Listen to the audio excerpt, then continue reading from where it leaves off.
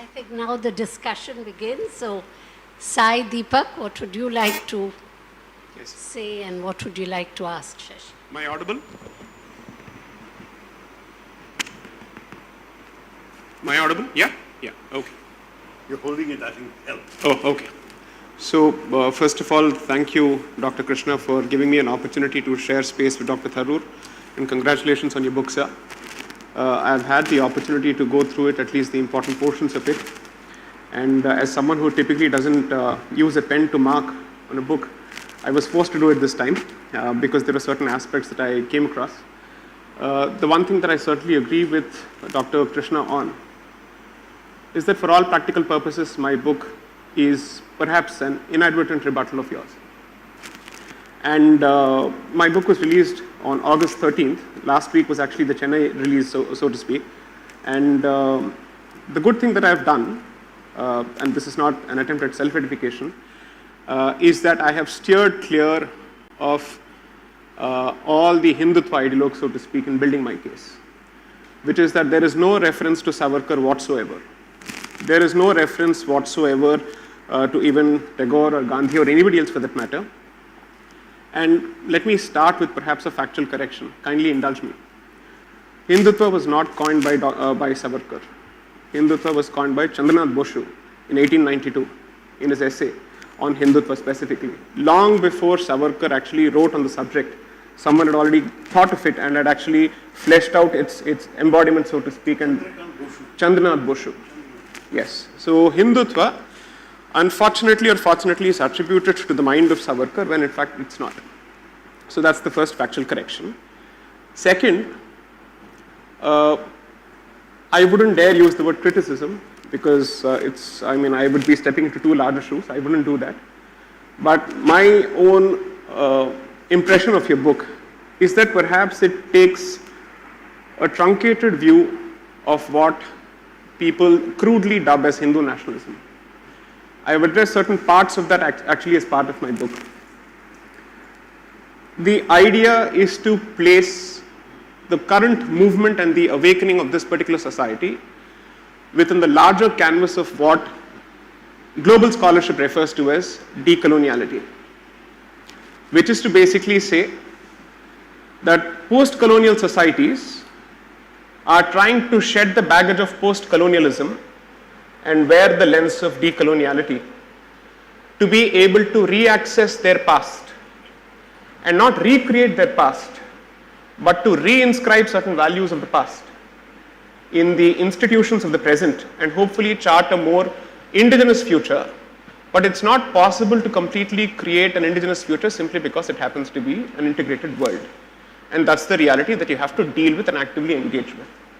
So the idea is to create perhaps a hybrid future which has a greater quotient of indigeneity as opposed to coloniality. Let me say this with as much humility as I can marshal at this point, that perhaps your previous book on the British colonial period as well as this book completely missed the scholarship of decoloniality because unfortunately Bharat's experience with colonialism is being approached with a blinkered vision, and I'm making a reference to a general school of thought, and I'm not making this personal at all.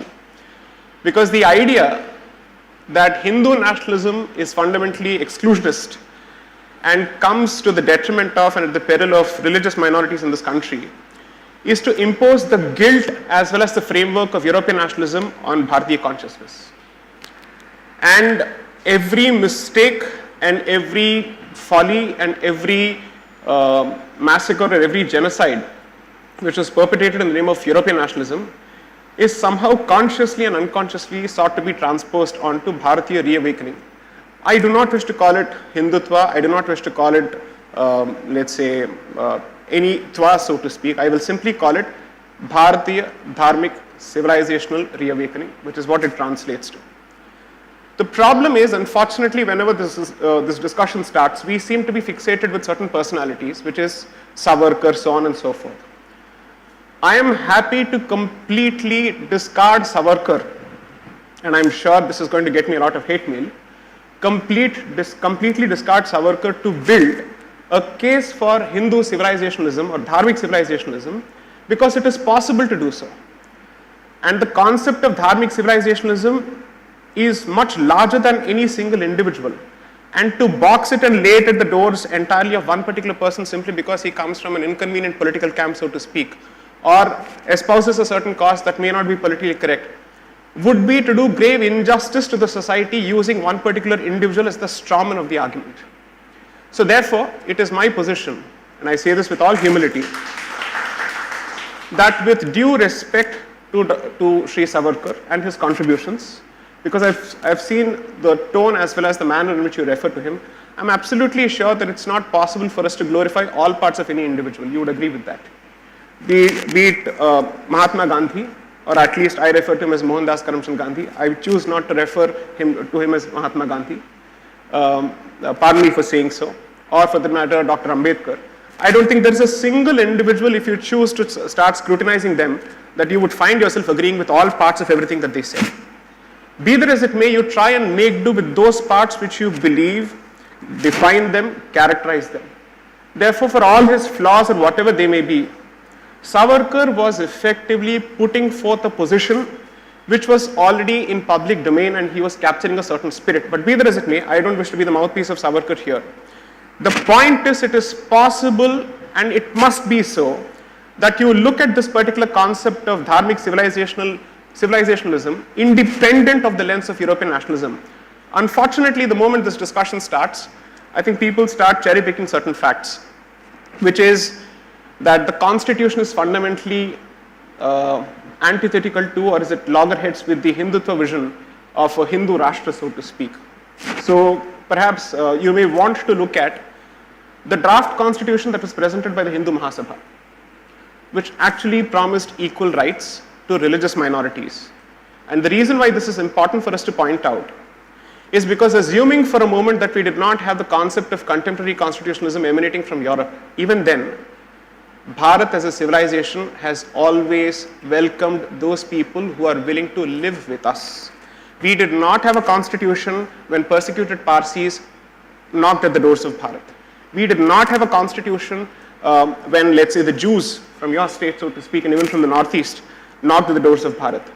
So to attribute certain large-heartedness entirely to the constitution, I would say, is to protect the constitution at the expense of the civilization, which I think is grave injustice. I've never done that. I'll just finish my point. When you finish.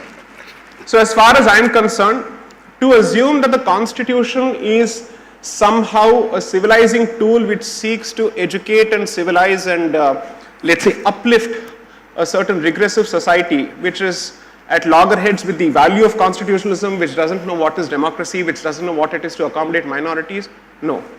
It is a product of the fundamental spirit of this particular land. And despite the horrors of partition, which we must never forget, despite the reality and tragedy of partition, which we must never forget, despite the reality of the two-nation theory, which was specifically foisted on us, which we must never forget, I think this country has done a vastly superior job of protecting its minorities than our former, let's say, estranged cousins, so to speak. And I think the proof of that lies in the fact. So it actually is very, very surprising when we are constantly told that this particular country, if it becomes a Hindu Rashtra or if it becomes a dharmic civilizational state, so to speak, is bound to become what you refer to in your book as the Hindu Pakistan. I'm sorry, I think that's grave injustice to the people of this country, because accommodation is something, an accommodation, not Western style assimilation. Accommodation has been the spirit of this country, because Western style assimilation requires you to convert to their way of life in one form or the other, either overtly or covertly, in order for you to be accepted as part of the particular society. It is this country that makes it possible for people to keep their culture alive in the most perhaps pristine form possible, so long as it does not come in the way of others. So I would actually make the case that dharmic civilizationalism is what is crudely dubbed as Hindu nationalism. And as a student of constitutional law, not to claim specific expertise or drop names here, I believe that whenever public morality has been referred to in the Constituent Assembly debates, the reference has been to the reservoir of this country's public morality drawn from the vast ocean of dharma. And as far as I understand, the concept of dharma is native to this particular land, so to speak, and its culture. And there is one clarification or correction that I think is very, very important, that it's possible to simply reduce the so-called Indic reawakening, so to speak, as identity politics. It's possible to muddle it to the level of identity politics. In my humble opinion, that would be perhaps the most superficial way of looking at it, because scholarship, psychology, political science, as well as students of history strike a very clear distinction between identity and consciousness, which is to say you can be a Hindu in name and still think like a foreigner, because your language and your accent and everything could be something that is completely alien to this land. So according to me, identity is less important and consciousness is more important, which is why if I had to choose between an Aurangzeb and Dara Shikoh, I would choose a Dara Shikoh simply because in consciousness, he was closer to the Hindu spirit, notwithstanding his identity. But Aurangzeb, for all practical purposes, his consciousness and identity were one and the same and completely antithetical to the nature of this land and its accommodative spirit. So that is the distinction. And the third point that I think needs to be made very, very clearly, because Savarkar's work, whether it is capable of being misinterpreted, misconstrued, or interpreted in the right manner, is not the touchstone of Indic Renaissance, because it is the typical strawman. One of the strawmans that's created is to basically say Hindutva is ethnocentric, it has a certain obsession with race, and therefore in its rejection of religious minorities, it is merely presenting another form of xenophobia. The fact of the matter is this land has accommodated several races, and not all of these races are necessarily native to what we understand as Bharat. They have come from several parts of the world, but have ultimately become part of this particular land simply because their way of life has managed to find a way of coexisting with us without actually having a fundamental principle which sees us as subhuman or dehuman. So anyone who is willing to let go of any particular tenet that has the effect of rendering me a second-class citizen or a second-class human being, forget citizen, is welcome in this particular country so long as he doesn't threaten to sever my roots to this particular land. So the idea which I'm trying to present is that Dharmic civilizational reawakening is not a restatement or a sophisticated way of presenting xenophobia or ethnocentrism, because ethnocentrism and xenophobia are the legacies of European style nationalism, not Bharatiyata, so to speak. We have to be understood in terms of our ontology, epistemology, and theology in that particular order, not in terms of anthropology. Anthropology is the obsession of the European Westerner, not of Bharatiyas. These clarifications are extremely important. I'll wait for his rebuttal and then I'll go to the next point. Shall I? Well, in all fairness, I think you've said some very interesting things, some very provocative, but some that I don't disagree with. And what worries me is that you choose to criticize me on the basis of setting up a straw man of things I haven't said. I've written rather extensively on something. I think I first wrote about Dharma in the Great Indian Novel 40 years ago. And so it's not as if, 32 years ago. And so it's not as if these are not issues I've thought about. I have no difficulty with the notion of the dharmic civilizational roots of our culture and of our country, but I would rather follow the Vivekananda view of what Hinduism is all about, as I have explained at some length in the book Why I'm a Hindu, rather than the view that has been encapsulated by Savarkar and his followers, including those who are today in power and who have put Savarkar's portrait in Parliament and hailed him as one of the great icons of Indian nationalism. And the reason is that Vivekananda is very clear. He was extremely proud of his Hinduism. But what was he proud of?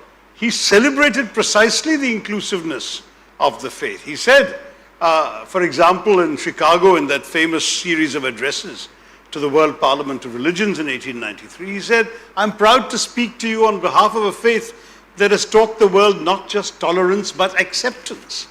It's a sentence I read in my teens and that stayed with me all my life, that I kept thinking about. And the more I thought about it, the more profound it struck me as being, because I went to school like most of us studying that tolerance was a good thing, that tolerance was something that you would, a tolerant king is a good king and so on. You learned that in history class.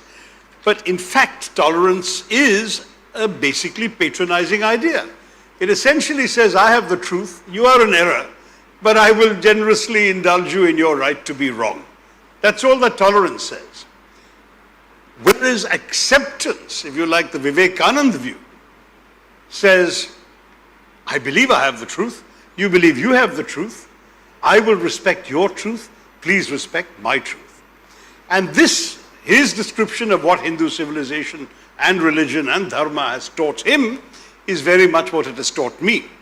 And from that premise, then, I go to a very different conclusion from Sai Deepak's comments. I don't believe that a young Muslim boy being beaten up in the name of love jihad because he loves a Hindu girl is dharmic. I don't believe that a Dalit or three Dalits being whipped within an inch of their life with a belt because they were doing their job of skinning the carcass of a dead cow is dharmic. I don't believe that this poor young fellow, 2 days after his wedding in Bihar, being tied to a tree and essentially flogged to death while being demanded to chant Jai Shri Ram, I don't think that's dharmic. So when we talk in terms of inclusive dharmic civilization, then all I can say is that those forces that have been unleashed in our country in the name of this political philosophy, whatever you call it and whenever it originated, they unfortunately do not represent the virtues of our dharmic civilization as I have learned them from Vivekananda and from many others. I mean, he wasn't alone, and there were many, many interesting exponents of the faith in contemporary times who built on the work of great thinkers and sayers and scholars. Vivekananda is in a direct line of descent from Adi Shankara. Others have been inspired by many others in the Bhakti movement and so on. So we can go into a detailed discussion, but that's another book. And if you're interested, please read my book, The Hindu Way, or if you're interested in the politics of Hinduism versus Hindutva philosophically, then please read Why Am I Hindu? But having said all of that, let me come back to this book, which is what I was here to talk to you about. This book does not, in fact, as Sai Deepak seemed to allege, imply that the Constitution is all that we are, or that our civilization has reached its apogee in the Constitution. It's a pretty fine Constitution, highly admired by constitutionalists around the world, but obviously it is the end product of an entire historical evolution. And in our case for millennia, I've forgotten in which book, but I have written that, whereas the Italian nationalist Massimo Tapparelli d'Azeglio in the 19th century, when Italy was created out of a mosaic of principalities and statelets, rather famously said, "We have created Italy, now all we need to do is create Italians." And I wrote that we never had an equivalent of such a thought in India's nationalism, because Nehru and all the others around them, if asked, would have said, India as a civilization, as an entity, as a land, as an idea, has always existed. We are merely giving contemporary expression to the longings of Indians. So there's never any need to create Indians. Indians existed. And in fact, in talking about it, I have argued in many of my writings, and it may even be in this book, that this is not particularly a Hindu idea, though I have great reverence for our dharma, because in fact, whereas as scholars like Diana Eck and so on have said that the territorial configuration of India was essentially sanctified by the endless tracks of pilgrimage from one Hindu shrine to another over literally centuries or even thousands of years, and that's perfectly fine. It's also true that the rest of the world saw us as one, and that, as Maulana Azad pointed out, an Indian Muslim going on the Hajj would be greeted by Arabs, whether he was a Tamil Muslim or a Pathan from the northwest, be greeted as a Hindi, because there was this notion of India or Hind as one coherent civilizational space. So my argument is that it is very, very much something that we can converge upon. Where I'm parting from what I've just heard is in my insistence that recognizing these civilizational values in legal constitutional form by ensuring the equality of all is indeed fundamental to civic nationalism, and is explicitly disavowed by many of the votaries of the kinds of doctrines that Sai Deepak is saying. Now, I must admit that since, like most others, I have also believed that the term Hindutva came with Savarkar's book, The Essentials of Hindutva, in 1922, and I'm very happy to discover it's not the case. I have to admit that nobody today espousing Hindutva doctrine has put up any monuments to Chandranath Boshu, whereas Savarkar is very much hailed and recited and presented as the fount of those ideas. And the worry about, of course, Savarkar writing is that he was writing very much at a time when very similar ideas were flourishing in Europe, particularly Italy, Germany, and Portugal and Spain at that time were caught up in very similar notions of ethnic nationalism. And it was no accident that Savarkar described Hindus as a race. He did not use the word religion, he used race because he was writing at a period when these ideas of racial purity were sweeping across Europe at the same time. So that, to my mind, discredited much of the origins of his ideas. But now that Deepak tells me there's somebody else who has had a different understanding of Hindutva in the 1890s, I would be very happy to read him. If, on the other hand, if he has echoed a sort of Hindu-ness, a Hindutva, that speaks to the kind of Hinduism that Swami Vivekananda celebrated, then I have no quarrel with him, whereas I do have a strong quarrel with Savarkar as judged by his writings as well as by the content of his later political life. I think I'll leave the key disagreement to that, because I think that's where Deepak has anchored his arguments, but I see has taken some notes, so I look forward to hearing his counter thrust and to responding to it. So, in the interest of time, am I audible? Yes. In the interest of time, I will stick to specific points made by Dr. Tharoor. First is that he believes that the Hindutva that he subscribes to, or the Hinduness that he subscribes to, is that of Swami Vivekananda. I'm actually happy you said that, because while Swami Vivekananda was happy to speak of universalism and universal brotherhood from the podium of the Parliament of Religions in Chicago, he was very, very clear that universalism cannot come at the expense of pixelation of history, and certainly specific disagreements, theological disagreements, which resulted in constant practice of exactly this value called toleration, this civilizing, condescending virtue called toleration, which was resulting in the proselytization of Indians en masse. So much so that at least in two of his works, I'm sure you're aware of it, sir, where he specifically refers to his encounter with a Christian missionary on a ship either back to or from India, where a Christian missionary was constantly spewing venom against the religion of Satan, which is Hinduism. Swami Vivekananda, despite his belief in universal brotherhood, was forced to catch the Christian missionary by the scruff of his collar and threaten him with throwing him overboard. If I may say so, that, according to me, is Hindutva, or Hindu resistance in action, which is to say, I'm more than happy to accommodate all your points of view, provided you first stop spewing venom against me in the name of your scripture.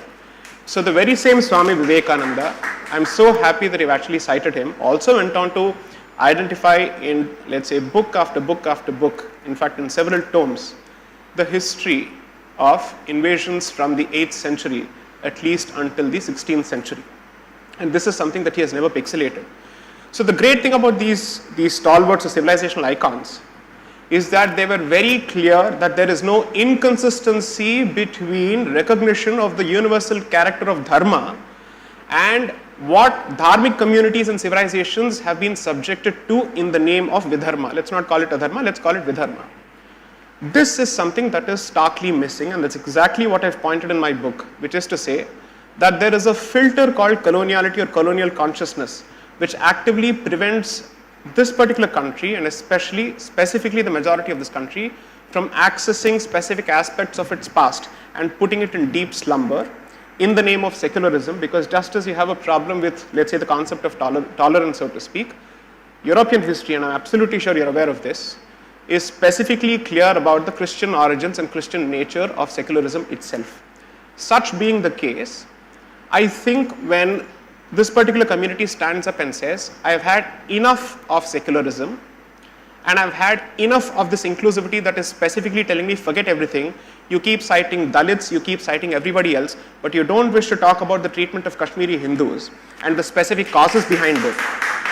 You don't wish to talk about what exactly has happened in Bengal immediately after elections from the 2nd of May. You don't wish to talk about, let's say, certain pockets being created in Assam in the name of religion, dare I say. You don't wish to talk about what is, according to me, the longest running insurgency in this country, which is the creation of a crown colony in the northeast, and therefore there is Nagalim for something. Please Google up what they specifically are fighting for. It's Nagalim for, and a religious figure is specifically mentioned. With all these insurgencies going on, surprisingly, it is the Hindu who is the constant subject of scrutiny, whereas everybody else is spared scrutiny and the rod. So therefore the point is, the Hindu has proved herself, not himself, herself, because Sabarimala, herself, to be more than open to reform in every possible way, because way before untouchability was abolished under Article 17 of the Constitution, the temple entry movement was initiated by the Maharaja of Travancore in 1936. That was already done. So several people, inward-looking people, were more than happy. If at all the Dharma Shastras warranted it, they were more than happy to say, we have to move on. So therefore, I'm merely saying that this particular community perhaps doesn't get the credit that it deserves, and it gets, let's say, more scrutiny than it deserves, whereas everybody else is spared scrutiny. That's point number one. Point number two, any concept must be understood, as Dr. Tharoor rightly points out, in historical context. I completely understand, but it should not be divorced from the unique cultural experience and historical experience of any community.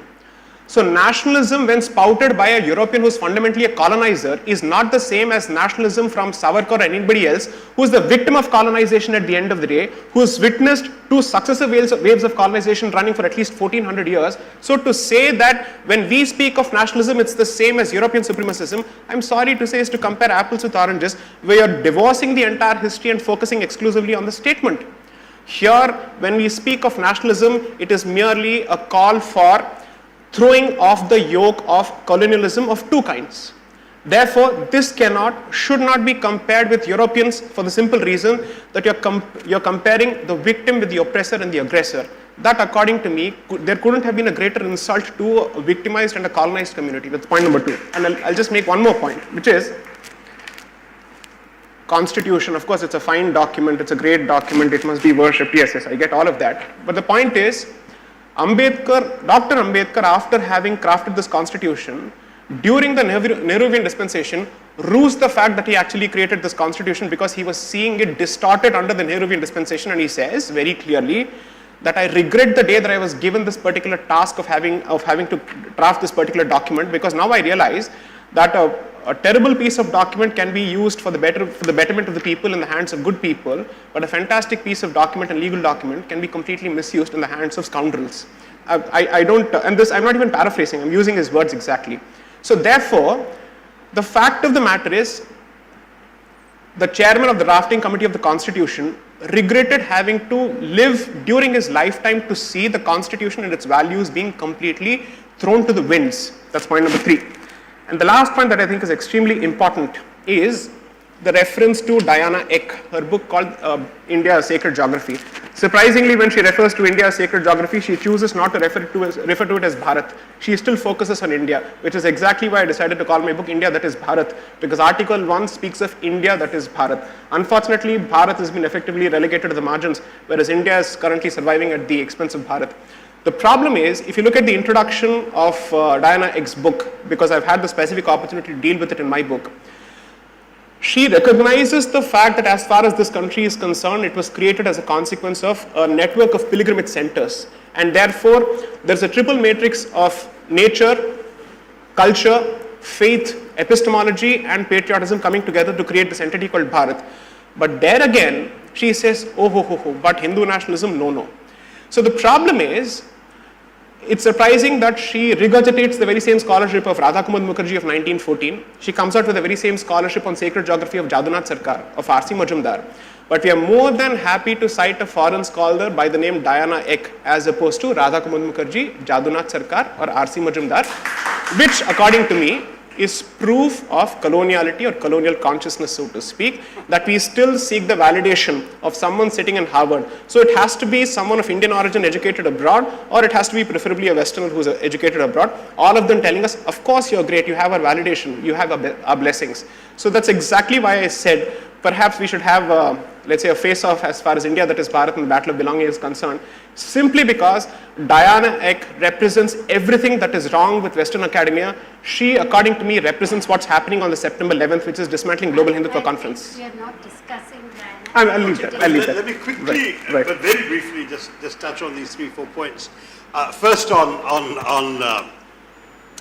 this question of the word secularism and its English, its European origins, I fully understand, because secularism came up very much in the context of a certain history of church-state relations, and that's where it came from.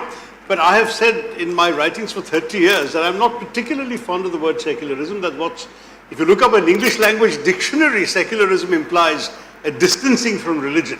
Whereas in India, we have practiced secularism to encourage a profusion of religion. So in practice, I say that pluralism is a more appropriate word.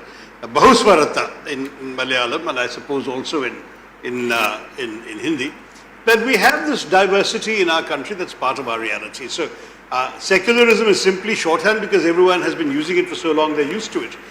When I say pluralism, I usually get a blank stare, but that's all I mean. The diversity, a variety of people in India, which I think we should all accept. That's certainly what I believe in. On the question of Vivekananda's robust refusal to accept being insulted, I'm 100% with him on that. After all, what does he say? He says, I am proud to speak to you on behalf of a faith that has taught the world not just tolerance but acceptance, which is also a message to people of other faiths. Don't try and tolerate me, accept me. I will accept you. I will accept that you're Jehovah, you're Ahura Mazda, your prophet, Yahweh, or anybody is, as far as I'm concerned, as valid a way of imagining the divine as mine is. He loved quoting the Shiva Mahimna Stotram, which essentially says that as various rivers, some crooked, some straight, flow down various mountainsides and end up in the same sea, so also all ways of worship will end up in the same divine. That fundamental idea that Vivekananda made, I would argue, the bedrock of his preaching, and I'm proud to say I've probably read every word the man ever spoke in print, that appeared in print, including obscure speeches in Lahore and here and there. He was the great advantage for me was that, of course, Vivekananda did the bulk of his preaching and writing in English, and therefore I didn't feel I was reading his ideas mediated through a translator, and that made it all the more interesting. But in any case, his ideas were very, very clear, and I have no problem with standing totally and resolutely behind my support for him, because he was not an unself-critical Hindu. Unlike these gentlemen of the day today, or not so gentlemen, who are, in my view, giving my Hinduism and Vivekananda's Hinduism a bad name through their conduct. He was somebody who, for example, he once said, it may astonish you today, 120 years later, he said, I've been wandering through the villages of India as a sadhu seeking alms, but how much better it would be if people like me, if other sadhus would go from village to village teaching science and mathematics. It's so much more useful for India than the spiritual quest in which we're embarked. This is Vivekananda. And I think sometimes we don't recognize that there's been this very healthy reformist inquiring quest within those who are amongst the greatest votaries of Hinduism. So an uncritical defense of every kind of bad behavior that is currently being taken out in the name of Hindutva, and particularly the whataboutery that says we have done bad things, but those guys have also done bad things, to my mind is not the idea. As far as I'm concerned, our duty as Indians is to reform ourselves. And if you want to really bring it down to religion, then as a Hindu, I believe that I would have every entitlement to judge my fellow Hindus when they fall short of the dharmic standards that I've been brought up with. But it's not my place to tell a Muslim how to be a good Muslim or a Christian how to be a good Christian. I can tell them under the Constitution how to be a good citizen, and what of their conduct is not acceptable to me as an Indian citizen. But as a Hindu, my business is only with my fellow Hindus, and if that's the prism through which you want to see the debate, I will continue to criticize Hindus when they misbehave. And I think that those are the three main points. But broadly speaking, let me stress, there has to be some common ground between these views, because ultimately the Constitution is what it is. And we even have the principal votary of Hindutva ideology today, the Prime Minister himself, saying the Constitution is his holy book. So there is a level of acceptance. I've actually asked Mr. Mohan Bhagwan whether he stood by his predecessor's rejection of the Constitution. And he said, look, those were the days when the Constitution was being debated by everybody. I'm not bound by what was said in the 1950s. And if that's truly where he stands, I respect him for that. And he says, okay, he will, his movement will work within the parameters of our Constitution. That's already a very useful meeting ground and a very useful basis on which the government and the opposition should be able to proceed. But I think it's important to recognize that the nation we celebrate has to be an inclusive one, has to be one where nobody is judged by the faith they practice, but by the content of their character, by the behavior that they indulge in, and by the values they stand for. And disagreement within those parameters is entirely acceptable in a diverse democracy.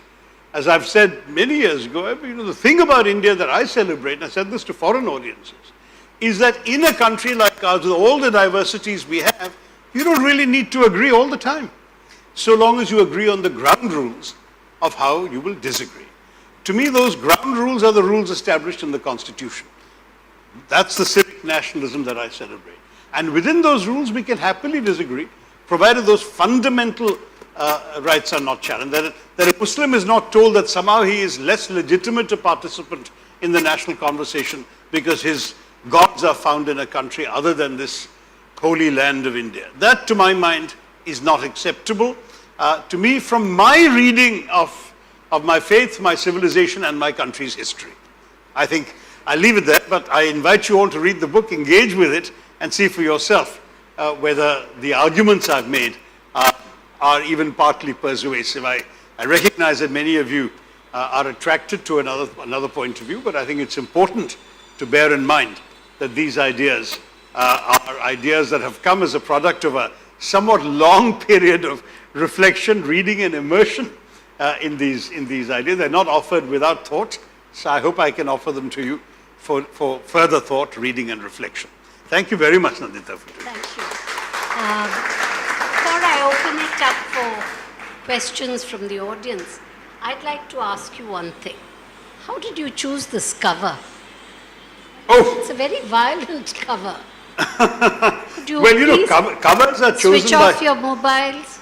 Covers are chosen by publishers more in terms of what attracts attention in a bookshop than more than anything else. and you'll often find the same book in different countries having very different kinds of covers. And names, and names too change. A couple of my books have India, yeah. So my book, An Era of Darkness, about the British colonial empire here, the British edition is called Inglorious Empire, which is much more in your face. So there you are. Does anyone have a question? Yes, the gentleman in yellow. Meg. Do tell us who you are, and so we understand what the background is that you're coming from. I request you to just question Dr. Tharoor. Please, all of you, anyone who wants questions, don't make a speech instead. My name is Meg Kalyanasundaram. I'm director of. My name is Meg Kalyanasundaram. Hi. And I'm the director of Indica Classical Library. Indica? Indica Classical Library. Wonderful. We specialize in ancient Indian texts. Yes. Right. Is this congratulations. Similar to the Murthy Classical Library and so on? A response to it. I see. So it's different texts, not the same one. Yes, a different set of texts. And congratulations on your book. Thank you. My questions follow from a reflection. I've read the book fully. It follows from a reflection of section 27 in the book, which is got to do with Kashmir. I have a printout of the political map of India, 10th edition, which was published in 2020 and which is on the Survey of India. And the Constitution 51AC reads, and I quote, "It shall be the duty of every citizen of India to uphold and protect the sovereignty, unity, and integrity of India." So my question is, do you endorse the political map of India published in 2020 unequivocally? Do you, pursuant to Article 51AC, consider it as part of your civic nationalist duty, to use your terminology. Very, very much. So this is the chapter on Kashmir that Correct. Mr. Kalyana Sundaram is referring to, Jammu and Kashmir. Right. And let's face it, if I respect the Constitution, I have to accept the decisions taken by procedures enshrined in the Constitution. As a Democrat, I am entirely entitled to criticize the way in which certain things were done. I have said so in Parliament, and I stand by my words then, and indeed much of what I've said in Parliament is reflected in this chapter, which is that I thought it was a very unworthy sleight of hand by which the constitutional provisions, the letter of the constitutional provisions was followed, but not their spirit. In other words, whereas to amend Article 370 you needed the consent of the state of Kashmir, which is normally a consent given by the elected Legislative Assembly of Kashmir, you sought that consent when the legislature is suspended and the governor you have appointed gives you consent on behalf of Kashmir. That is arguably within the letter of the law, but definitely no one will agree that it is within the spirit of the law. And so on and so forth. In fact, one of my concerns that many Tamil friends have expressed is that the sleight of hand we saw there could be applied to any state of India. Strictly speaking, all you need to do is declare President's rule, kick out the elected assembly even for say 3 months, and then change any sort of provisions relating to that state under the same techniques used to get rid of Article 370. But as for Article 370 itself, I said at the time, and I stand by it, that even those who came up with the provision, including Jawaharlal Nehru, never implied it was a permanent provision. In fact, they specifically listed it as a temporary provision of the Constitution.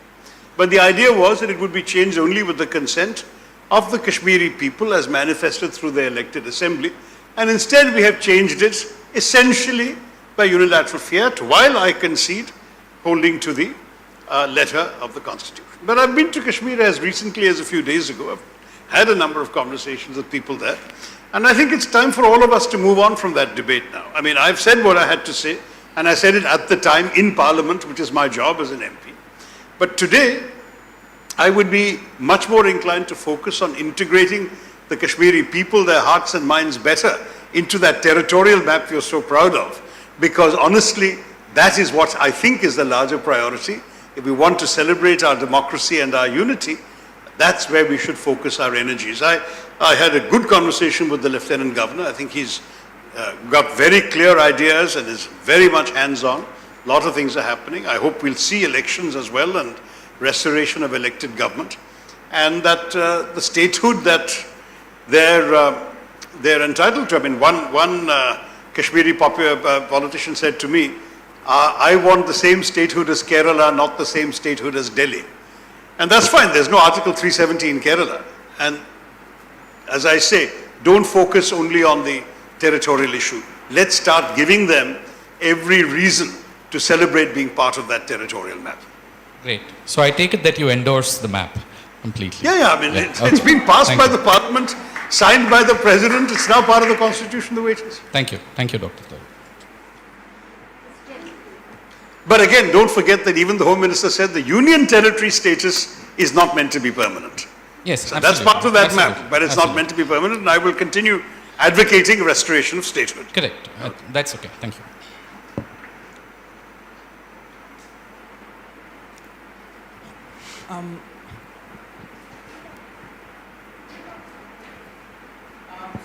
No, you need the mic because it's being broadcast on YouTube and Zoom, so they won't hear you without the mic. I'm Srijit Sai. Keep it very close to you. I'm Yeah. Srijit Sai and Much I'm a better. student of information technology. I'm sorry? A student of information technology. Okay. So on the 23rd last month, you referred to as the Malabar Hindu genocide as a false memory. What about this is a false As a? memory? False memory.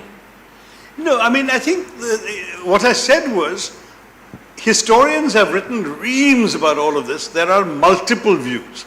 There are at least 3 different interpretations I can identify about what happened in the so-called Mapla rebellion and so on. There is if you like, the leftist view that it was essentially a class struggle between oppressed peasants and oppressive landlords and the colonial power.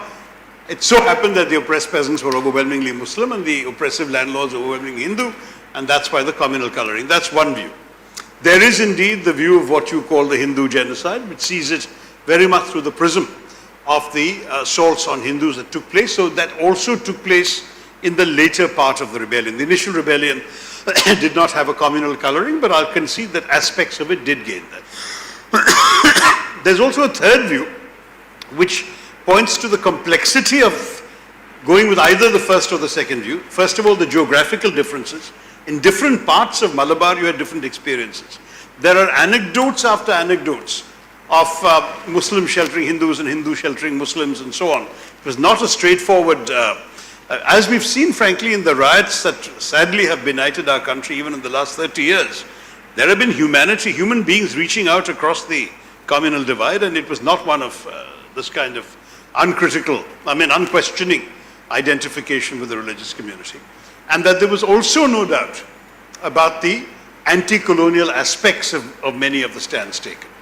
And therefore, because of the complexity of all this, to reduce these three, as I said, at least three, because there are others. I think the Hindu, or one of the papers, I think it was the Hindu, had a rather lengthy article, perhaps in the Kerala edition, that gave all the multiple possibilities.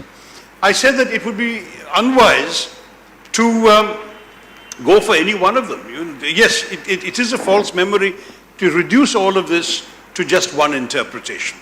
And I think that in many ways, one of the interesting things about history is that you can read multiple accounts of the same events and come to your own conclusions depending on the prism through which you see them. And I will be amongst the first to admit that no one view is necessarily superior to another, but that definitely the duty of the historian is to dig up as much material as available and put it out there, and that after all history writing is subjective. I concede my attack on British colonialism omitted certain good things the British did, or at least that they feel that they were good things that they did, though I don't believe they did them for us. That's another matter. The truth is that in looking at the vast amount of information out there, you select the points and facts that suit a particular narrative, and that's what I think those who take either just the peasants versus landlords view or just the Hindu versus Muslim view are also doing. I think the story is much more complex than either of those narratives. I respectfully disagree with you, but... Yeah, sure. But that's the point about history. We can disagree. And you can give me footnoted facts for your interpretation, and I can find the same for you. On this question, I'd like to weigh in. It's important because I would not be doing justice to my own position on this particular subject if I didn't speak up on the subject. Be it in journalism or history, I think it is currently boxed by the tyranny of what I call forced symmetry and balance, which is to say that you throw up three different views and say all of them are equally valid, and therefore you must leave it to people to choose which of these is most comfortable to their position, as opposed to focusing on the more objective aspects of history which are demonstrable through clear evidence and facts. How do you judge whether an incident has a communal, let's say, flavor to it, or let's say a communal tinge to it or not, is not just on the basis of who was killed and who are the perpetrators, but on the basis of stated goals and intentions. Let us not forget that as far as that movement is concerned, the larger goal was to actually express solidarity with the establishment of the Ottoman Caliphate, so to speak, and to say that the dismantling of that particular caliphate is an attack on Islam, so to speak. Therefore, to say that this was a peasant rebellion, 20 years down the line, we'll have the very same historian saying that because most of the best houses in Kashmir were owned by Kashmiri Hindus, what happened there was again a rebellion of the proletariat, so to speak. That's what we'll be told next. In fact, that theory has already started, that the problem that most of the people had there was because of the affluence of Kashmiri Hindus. Therefore, what happened there was the same thing. You have another line of history basically saying that the person who demolished Somnath 12 times was doing this to effectively free the people from the oppression of the Brahmin there. Even that history has started. So therefore, I'm sorry to say this can't be accepted, because the fact of the matter is there is a clear solidarity with a movement which is Islamic in nature. Second, you see both the Hindu landlords as well as the British colonial masters, so to speak, as co-conspirators who are holding on to lands belonging to a particular religion. Clearly, the communal flavor of that particular entire movement is out in the open. There is really nothing to judge after that. The fact that a few people who were killed also belong to the same religion of the perpetrators doesn't change the fact that the intentions were clearly communal in nature. Most importantly, it is to the credit of a lot of people who must have sheltered Hindus, no doubt. But let us not obfuscate and indulge in obfuscation when we say that the intention behind the, or let's say the trigger behind the movement was manifestly, avowedly, irrefutably and undoubtedly communal in nature. That is something that must be accepted, because otherwise we will start laying the groundwork for, let's say, for apologia for everything that has happened in this country. I mean, if we are absolutely clear about what happened in 2002 in another part of the country, giving it a religious flavor, why is it that we are so hell-bent on whitewashing everything else? I think the only competitor here, I'm sorry, the only competitor here is Asian Paints or Nerolac. They're doing a better job of whitewashing facts. This incident is not even mentioned in this book, so this honestly has nothing to do with the book launch we're doing today. But I should mention that there was a Khilafat movement, which the mainstream political parties, including the nationalist movement under Mahatma Gandhi, had endorsed. And it took various forms throughout the country, mostly peaceful, and in some places the movement descended into violence, number one. But the Khilafat movement was not purely a Muslim movement, because non-Muslims were officially identified with supporting it, starting with Mahatma Gandhi and the Indian National Congress of the day. Secondly, if you read, for example, there's a letter published in the Hindu in Madras by the man whom the Hindutva movement today loves to demonize, Varim Kunat Muhammad Haji, who was the man who was then finally caught, arrested and executed by the British, and who is demonized today as this communal slayer, and who in his lifetime wrote to the Hindu and insisted they publish it and threatened the Hindu with violence if they didn't publish it, saying that as far as he was concerned, there was nothing communal about agitation. There were Hindus fighting on his side, and that people of any faith would be welcome to take refuge in his lands, which at that point were not under British control, and that he was essentially there to fight against colonial oppression.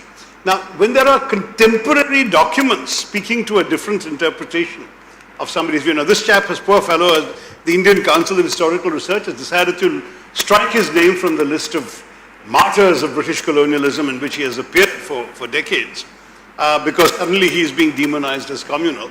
I despair, because this is the fellow's own words that you're talking about that are being disregarded in favor of somebody else's demonization of his role in this rebellion. But as I say, none of this has anything to do with my book, or indeed with the notion of nationalism. Neither him nor those who extol him today have turned out to be anti-national or have left India for Pakistan or anything like that. So let's stay where we are on the battle of belonging. They all belong. Okay. Perhaps Dr. Ambedkar has said a lot on this particular subject. You must read on this. I think we'll take one question there. I think we've had a lot of... But do confine yourself, if you don't mind, to the issues in this book. Please don't go off the subject like this. Mopla rebellion has nothing to do with this book. Thank you, Dr. Krishna. My name is Vijay. I run the India Pride project, where we're bringing back... I beg your pardon, the India? I'm the founder of the India Pride project, where we bring back stolen murtis back, and I know it's a cause that both I and you are very close with, because you've written... Bringing our objects and artifacts. I'm the guy who's bringing back all the idols back. Excellent, yes. So my question... I've actually tweeted in support of this cause. I didn't realize it was... the chap who had contacted me about it is based in Singapore. Anurag Saxena. Anurag Saxena. So Both of them work together. You work together with Anurag. Very good. So my I'm a strong question- supporter of what you've tried to do. Thank you. A book on the subject. Okay. Okay, Vijay, let's My go. question to you, But sir, again, no idols in this book, I'm afraid, sir. my question to you is, since 1977 to 2000, which is covered under the CAG report of 2013, India brought back only 19 murtis, and you've been very passionate talking about colonial loot. And then from 2000 to 2012, India brought back 0. And now we're looking at about 53. And you know the extent and the scale of this loot. And since you so passionately believe in this cause, why do you think nothing was done for the last 40 years on this in terms of legislation, in terms of effort? Not just talking about colonial loot, but also contemporary stealing of our murtis. And I place this question to Sai Deepak as well as the politician who's in Tamil Nadu. Today, the regulation under which heritage crimes are being prosecuted in this land is under section 370 of IPC, which is actually housebreaking theft, which carries a maximum penalty of 6 years. And in my state of Tamil Nadu, I am an Indian passport holder. I moved back to India. There is a special amendment passed in 1993, which is reducing theft from temples to 3 years. That means if somebody robs a house in Tamil Nadu, it's 6 years. robs a temple in 3 years, it's half. I would request both of you as members of parliament and also constitutional experts. I'm not a member of parliament, at least yet. Okay. The august audience, please rectify. Help us with proper regulation on heritage crimes so that No, we in can fact, bring our that home. legislation, I somewhat despair about this because we actually have a domestic law which has been upheld by all governments since, including, astonishingly, the present government through its Advocate General in the High Court of Delhi, which says essentially that any objects purloined before 1972 are not our business and they are legitimately taken by whoever was the power of the past. I find that astonishing.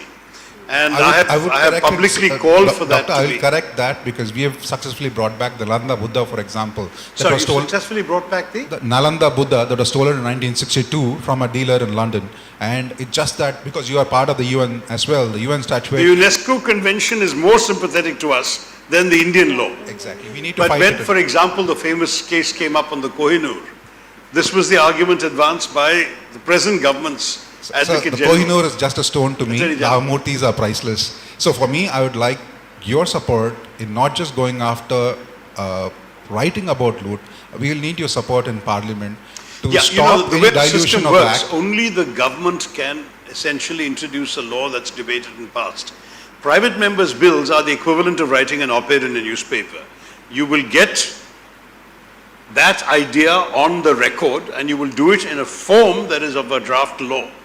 But it is almost never discussed or debated. So in a typical session, you may have 250 such private members' bills introduced, of which one or two may be discussed and none are passed. That's the real problem. So you are ruling for three. So what I'm sessions as suggesting well. is, yeah, if you can work with me on an ideal draft law, I'm quite prepared to introduce it as a private member's bill, but more useful would be for me to take that draft and go and see my friends in the government and say, look, why don't you adopt this? Thank you. But it's up to the government to introduce a bill on this matter. And I must say that, judging by what Deepak said, I'm sure he has his own influence with people in the government who are able to bring a law to them. But I think you need legislation to make this possible. Give us a draft of the elements you'd like to see in a law. I can enlist lawyers to write it up. But we need something that we can then take to the government and say, why can't you introduce this? I think that's a very good idea, Vijay. You know, if you can draft a law. Okay, the last question, okay.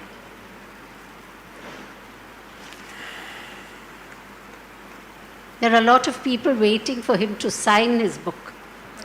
I am named Ravi K. Vallat. I am a human being. That's it. I just want one question. A young author is trying to, or rather got a lot of brownie points. The thing is, we are all forgetting that we are human beings. From day one till today, humanity is missing. You know, you kill that man kills you. I'm tired of that. Where are we heading? We just wanted to know where the humanity is lost. I don't want Mahatma Gandhi being named as Mohandas Karamchand Gandhi. All that I'm tired of.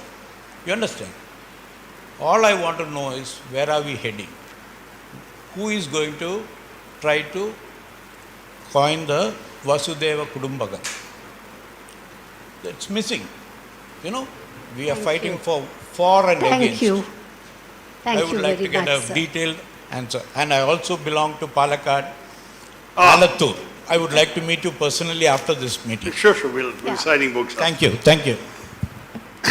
Before I'm sorry, there are a lot of people waiting to get their books signed. Before we have the vote of thanks, I would just like to say something, and I've written about this more than once. I think what this country needs is a Truth and Reconciliation Commission. You know, where people sit across the table. I tell you what's my problem with you. You tell me what's your problem with me. And we come to a via media. I think Nelson Mandela thought up this wonderful idea, and many countries have replicated it. I don't know why But India cannot. The South African Truth and Reconciliation Commission related to misdeeds within the lifetime of those complaining. Yeah. Our problem is with those who are trying to undo the injustices of 500 years ago and 1,000 years ago. Continuing injustices. But, Continuing Shashi, injustices. I think unless people give voice to it Correct. and bring it out and say, look, Shashi, you know, your ancestors did this to my ancestors, then after that we end up shaking hands. Don't forget that. And I think that is something we should try. Because how long are we going to keep on fighting? Correct. It is a fact that communities are fighting each other. And I feel that rather than going on and on fighting on issues which go back 1,000 years, let's sit together, discuss the 1,000 years, finish it, and go to the next 1,000 years ahead Better of us. resolved No, across I the think table we than on should the street. focus on the future, because I'm worried that just focusing on the past wrongs, real or imagined or both, will merely scratch at wounds that are not being given a chance to heal. The truth is, we know a number of bad things were done, but they were not done by those who are living amongst us today. And therefore, for me, the worry is, by looking at history as a battle axe to hit people of today on the head with, is, to my mind, a deeply unconstructive approach. I agree with you there. It should not be a battle axe. I just feel that if somebody, you know, like this Mopla thing, somebody from Palghat says, this is what the Moplas did to my ancestors. Yes. And today's Moplas say, okay, I feel very bad about it, it shouldn't have happened. That solves the whole thing. You know, I feel sorry for you. It's like saying sorry. I've written about this particular episode as well, about my family on my mother's side being victims of the likely invasion of Tipu Sultan, and apparently a relative on the father's side being accused of having invited Tipu Sultan to come. So both family trees are, but this is history, and I'm quite happy to leave it in the past. And my point is that I think we really should now focus on what If I may, today and tomorrow are going Just to to offer find us. middle ground with Dr. Tharoor on this particular issue, unfortunately, I think the twain can meet here, which is building on your argument with respect to the experience of colonization, where you say, in principle, a sorry is owed as opposed to an amount. I'm applying the very same logic to what has happened to other parts of the country through other dramatis personae. And in any case, wouldn't you rather that you resolve these issues sitting across the table than on the streets? Oh, definitely. I don't want to go on the streets. Therefore, It has been. reparatory justice is a concept that is finding traction across the world. We are not even asking for retribution or reparation. We are simply asking for reconciliation. Reconciliation is perhaps the softest possible way of accepting and acknowledging something that has happened. Retribution is terrible. Reparation requires you to set things right. It calls for restitution. But reconciliation says, accept, move on so that you don't repeat. That, I think, is certainly possible. Let's hope so. It's a good note, a constructive note on which to end. With the native communities. The Native Americans. In fact, the Australians and Canadians even apologized to India for the Correct. Komagata Maru episode when they turned away the ship. So that was again 100 years ago, but the British can't bring themselves to say sorry. That's another matter.